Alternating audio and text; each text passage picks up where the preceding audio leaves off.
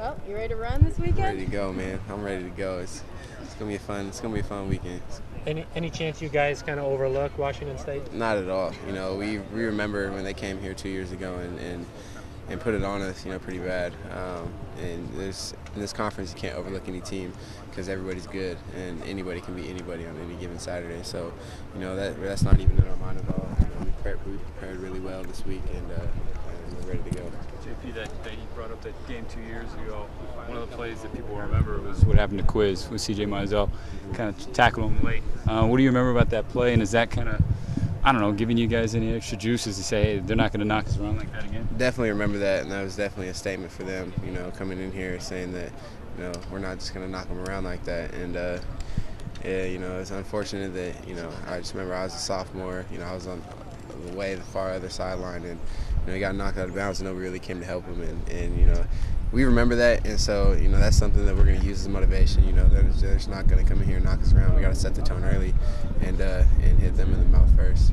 It seems like a camaraderie of the team. You guys you've grown up a little bit closer than maybe you were during that season. Oh, definitely. And shoot, I can't even imagine what would happen if that would happen right now. Guys would be off the bench, ready to go, fired up. And so, that, like you said, guys on this team, we're a family, and we're all brothers. Everybody's close, and nothing like that would ever happen again. Wazoo's offense, obviously, threw the ball 64 times against the Ducks. As a secondary, you guys jacked up about that? I can't wait, man. You love playing teams that throw the rock, just because that gives you opportunities, in the back end. But, we got to be disciplined, and we got to have our eyes right and know our calls and know our assignments and execute, and that's the name of the game. What's it like coming into a game as a favorite? We don't look at it like that. We always. I still hear people doubting us, and we're always going to use that as motivation. People still don't believe in us. We don't really look at it any different. Coming in for the underdogs or for the ones that are supposed to win the game. We're week in, week out. We prepare really well, and we come into every week. We're 0-0 this week, so we got to prove something. Last week against Arizona, they hit you guys with a lot of screen passes that hurt you. Was it tackling? Was it angles? What were you guys trying to shore up? It could be that. It was a lot of angles. We just hadn't seen that a lot all season, and it kind of hit us by surprise. Hitting us with all the screens on the outside, and definitely that we worked on that. We emphasized that this week in practice, all the screen plays, and we're going to be ready for it because we know Wazoo's going to come out with it. So we're going to be ready for it when they do. Tool and Halliday. Can you compare and contrast the two from the quarterbacks Tool and Halliday? And Halliday, I remember going against Tool last year. I thought, seeing Halliday on film, I can see why I guess Coach Leach, likes him as a QB. He does make some really good throws.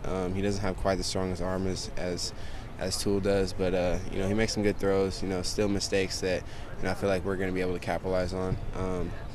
And that's really all I can say about that. How important is it you get a pass rush on them this week?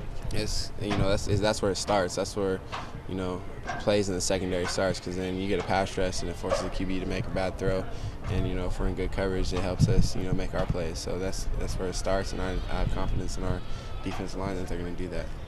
Leach is a pretty funny guy. Have you ever heard of? I've heard a couple things. I've never really sat down and watched him on YouTube or anything, but I've heard he's a character. He said to stop your guys' pass rush, winning Crichton, that he make sure that you guys stay out late, Shanghai him and leave him in a foreign country. On the flip side, for Marquise Wilson, what are the plans? Any interesting plans to try and stop him this weekend? We're gonna play like we always have. I've seen DBs that have played against them, and a lot of them seem like they're playing a little scared and a little timid, and our secondary is not like that. We're ready to take on any players in the Pac-12, any players in the country, and like I said, we're ready to go. We're excited for the challenge. We always like challenges, and this is gonna be definitely a big challenge for us. What's been the response from your pick from last week? People giving you? It was a good play. A lot of people said, they don't know how I had awareness to stay in bounds, but I'm just hoping to come up with some more this week. That's all I care about, and hope that we win the game.